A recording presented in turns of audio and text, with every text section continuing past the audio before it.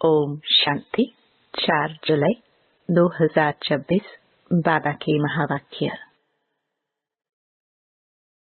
मीठे बच्चे, ज्ञान सागर बाप तुम्हें ज्ञान का तीसरा नेत्र देने आए हैं, जिससे आत्मा की ज्योति जग जाती है।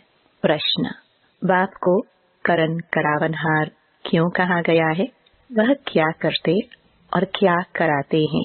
उत्तर: बाबा कहते, मैं तुम बच्चों को मुरली सुनाने का कार्य करता हूँ। मुरली सुनाता, मंत्र देता, तुम्हें लायक बनाता और फिर तुम्हारे द्वारा स्वर्ग का उद्घाटन कराता हूँ।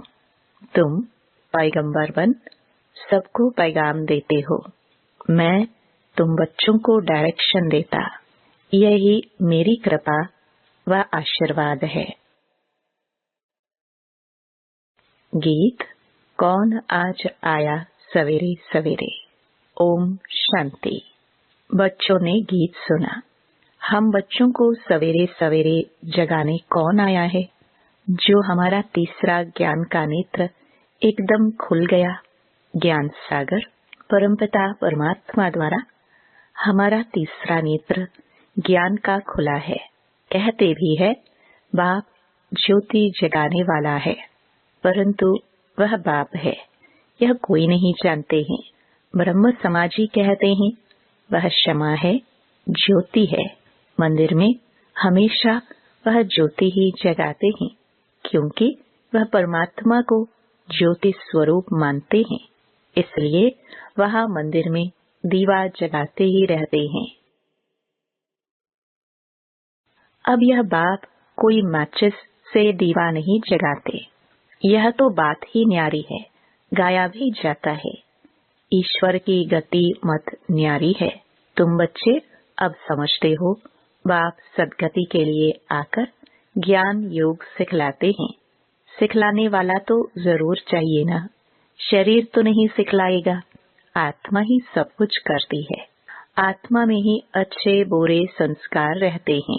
इस समय रावण की प्रवेशता के कारण मनुष्यों के संस्कार भी बुरे हैं, अर्थात 5 विकारों की प्रवेशता है।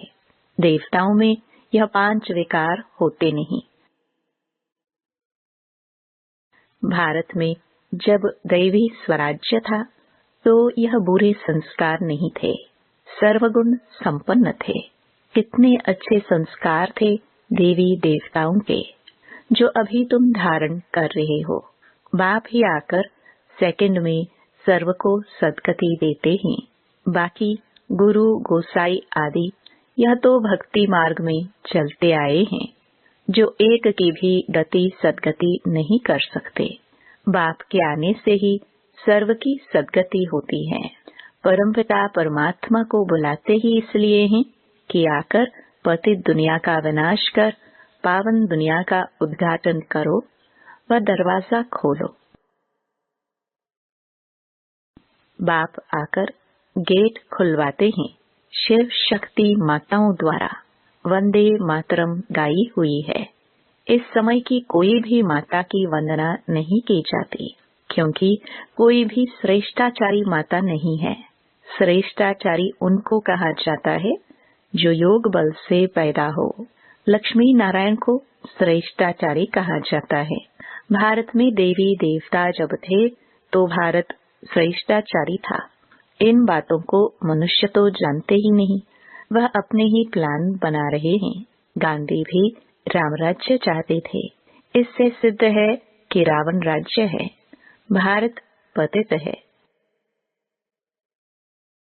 परंतु राम राज्य स्थापन करने के लिए तो बेहद का बापूजी चाहिए, जो राम राज्य की स्थापना और रावण राज्य का विनाश करे। बच्चे जानते हैं, रावण राज्य को अब आग लगनी है। सभी आत्माएं अज्ञान अंधेरे में सोए हुए हैं। तुम जानते हो, हम भी सोए हुए थे। बाप ने आकर जगाया है। भक्ति की रात पूरी हुई, दिन शुरू होता है। रात पूरी हो, अब दिन हो रहा है। बाप संगम पर आया हुआ है। बच्चों को दिव्य दृष्टि और ज्ञान का तीसरा नेत्र देते हैं। जिससे तुम सारे विश्व को जान चुके हो। तुम्हारी बुद्धि में बैठा हुआ है कि यह बना बनाया अविनाशी ड्रामा है जो फिरता ही रहता है।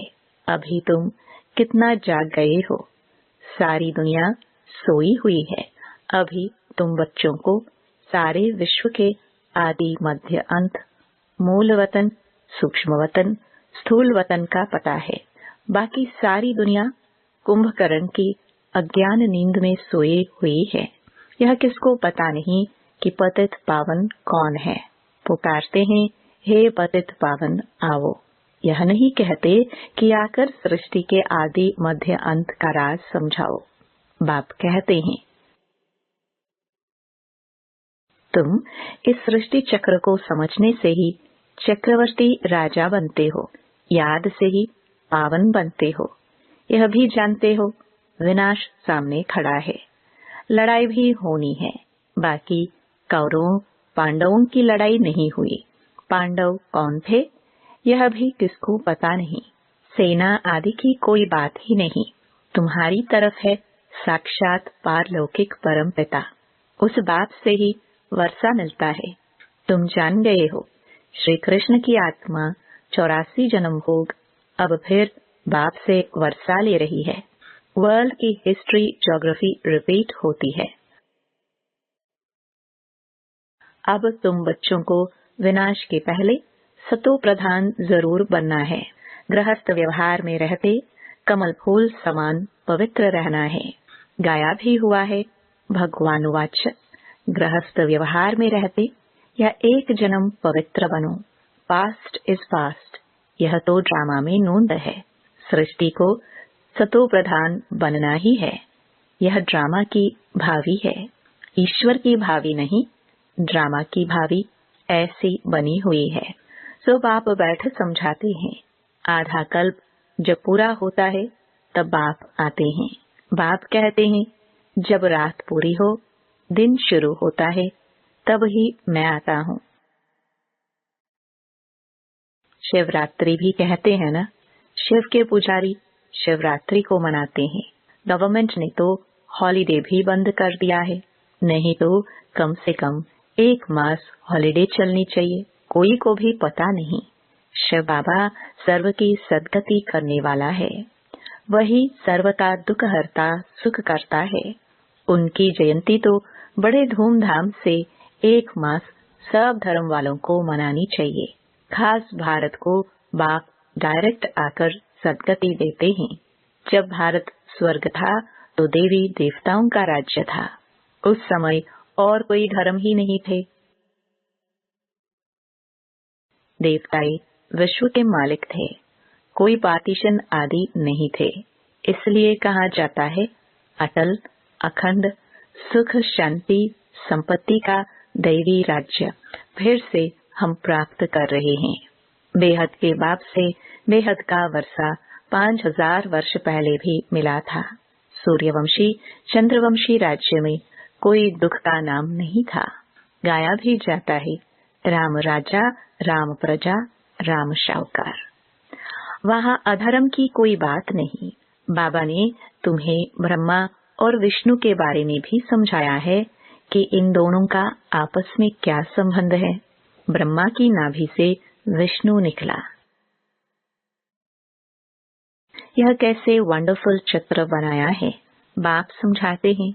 यह लक्ष्मी नारायण ही अंत में आकर ब्रह्मा सरस्वती जगदम्बा जगत पिता बनते हैं, जो दोनों फिर विष्णु अर्थात लक्ष्मी नारायण बनते हैं। बाप बैठ समझाते हैं, जो भी चित्र देखते हो इनमें कोई भी यथार्थ नहीं है। शिव का बड़ा चित्र बनाते हैं, वह भी अयथार्थ है। भक्ति के कारण बड़ा बनाया है, नहीं तो बिंदी की पूजा कैसे हो सकती। अच्छा, फिर ब्रह्मा विष्णु शंकर के लिए भी समझ नहीं सकते। त्रिमूर्ति ब्रह्मा कह देते हैं। ब्रह्मा द्वारा स्थापना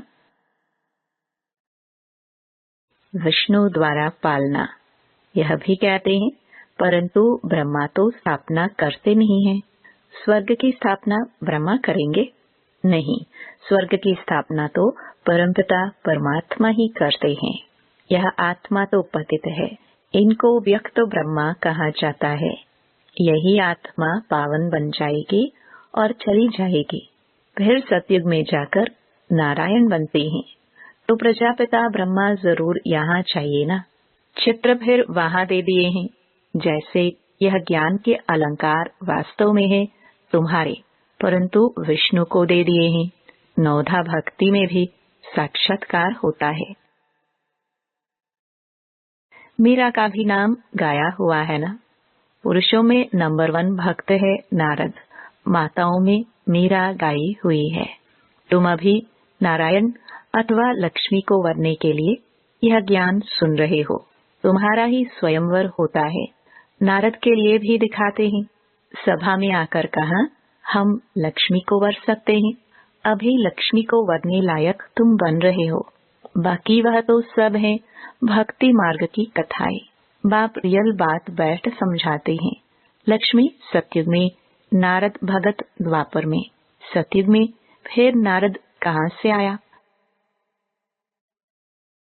राधे कृष्ण का ही स्वयंवर के बाद नाम लक्ष्मी नारायण पड़ता है। यह भी भारतवासी नहीं जानते हैं। कितना अज्ञान अंधियारा है। बाप है कल्याणकारी, तुमको भी कल्याणकारी बनाते हैं।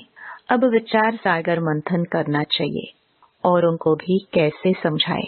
तो बाप समझाते हैं कि चित्र आदि कैसे बैठ बनाए हैं।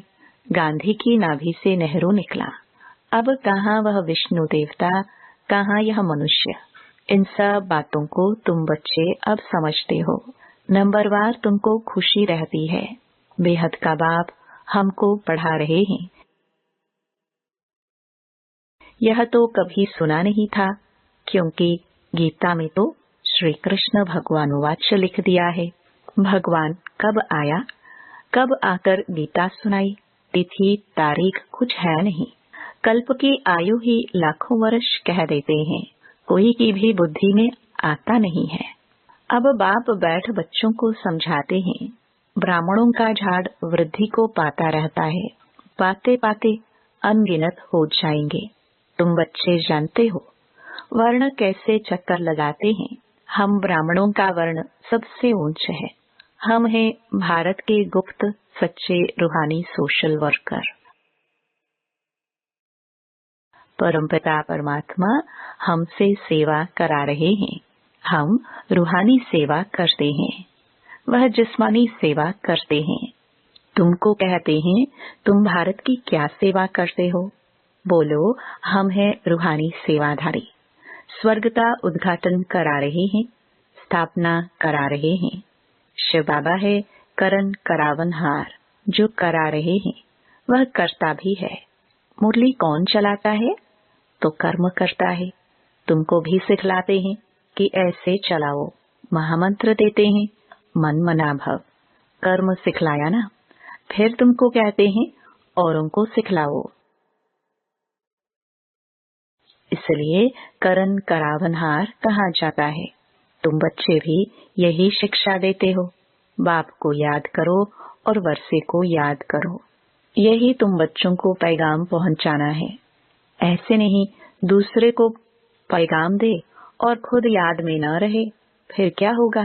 दूसरे पुरुषार्थ कर ऊंच चढ़ जाएंगे, मैसेज देने वाले रह जाएंगे। याद का पुरुषार्थ न करने से इतना ऊंच पद नहीं पाते हैं। दूसरे याद की यात्रा से पावन बन जाते हैं।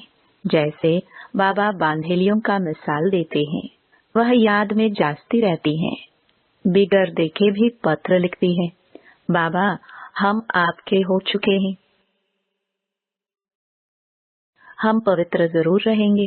तुम बच्चों की है बाप से प्रीत बुद्धि। तुम्हारी ही माला बनी हुई है। विष्णु की माला और रुद्राक्ष की माला में ऊपर है मेरू। माला उठाते ही पहले फूल और 2 दाने हाथ में आते हैं। उनको नमस्कार करते हैं।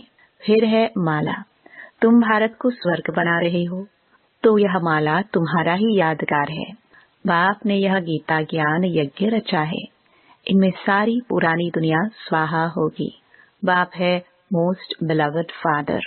तुमको भविष्य के लिए सदा सुख का वर्षा देते हैं, 21 जन्म के लिए। जिन्होंने कल्प पहले वर्षा दिया है वह जरूर आएंगे ड्रामा प्लान अनुसार। बाप कहते हैं, बच्चे सुख धाम चलना है तो पवित्र बनना है। मेरे को याद करो। मांगना कुछ भी नहीं है कि कृपा करो व मदद करो, नहीं। हम तो सबको मदद करते हैं। पुरुषार्थ तो तुमको करना है, आशीर्वाद की बात नहीं। बाप कहते हैं, मामेकम याद करो। याद करना तुम्हारा काम है, डायरेक्शन देना यही कृपा है। बाकी तो भल खाओ पियो घूमो फिरो, तुम्हें पवित्र भोजन ही खाना है। हम देवी देवता बनते हैं, वहाँ प्याज आदि थोड़े होगा। यह सब यहाँ छोड़ना है। यह चीजें वहाँ होती नहीं, बीज ही नहीं है। जैसे सतयुग में बीमारी आदि होती नहीं, अभी देखो कितनी बीमारियां निकली हैं। वहाँ तमोगुणी कोई चीज होती नहीं, हर चीज सतो प्रधान। यहाँ देखो मनुष्य क्या क्या खाते हैं। अब बाप बच्चों को कहते हैं, मुझे याद करो और संग तोड़ मुझ संग जोड़ो तो तुम पावन बन जाएंगे। अच्छा, मीठे मीठे सिखिलते बच्चों प्रति माता पिता बाप दादा का याद प्यार और गुड मॉर्निंग। रूहानी बाप की रूहानी बच्चों को नमस्ते। धारणा के लिए मुख्य सार। पहला, पास्ट इज पास्ट। जो बीता उसे भूलकर गृहस्थ व्यवहार में रहते सतो प्रधान बनने का पुरुषार्थ करना है। विनाश के पहले पावन जरूर बनना है। दूसरा, भारत को स्वर्ग बनाने की सच्ची सच्ची सेवा में तत्पर रहना है। खान पान बहुत शुद्ध रखना है, पवित्र भोजन ही खाना है। वरदान, स्थूल कार्य करते भी मनसा द्वारा विश्व परिवर्तन की सेवा करने वाले जिम्मेवार आत्मा भव। कोई भी स्थूल कार्य करते सदा यह स्मृति रहे कि मैं विश्व की स्टेज पर विश्व कल्याण की सेवार्थ निमित्त हूँ। मुझे अपनी श्रेष्ठ मनसा द्वारा विश्व परिवर्तन का कार्य भी बहुत बड़ी जिम्मेवारी मिली हुई है। इस स्मृति से अलबेलेपन समाप्त हो जाएगा और समय भी व्यर्थ जाने से बच जाएगा। एक एक सेकंड अमूल्य समझते हुए विश्व कल्याण के व जड़ चैतन्य को परिवर्तन करने के कार्य में सफल करते रहेंगे। स्लोगन, अभी योद्धा बनने के बजाय निरंतर योगी बनो। ये अव्यक्त इशारे ज्वाला स्वरूप स्थिति में रह शक्तिशाली याद का अनुभव करो। जैसे दुखी आत्माओं के मन में यह आवाज शुरू हुआ है कि अब विनाश हो, वैसे ही आप विश्व कल्याणकारी आत्माओं के मन में यह संकल्प उत्पन्न हो कि अब जल्दी ही सर्व का कल्याण हो, तब ही समाप्ति होगी। विनाशकारियों को कल्याणकारी आत्माओं के संकल्प का इशारा चाहिए। इसलिए अपने एवर रेडी बनने के पावरफुल संकल्प से ज्वाला रूप योग द्वारा विनाश ज्वाला को तेज करो। ओम शांति।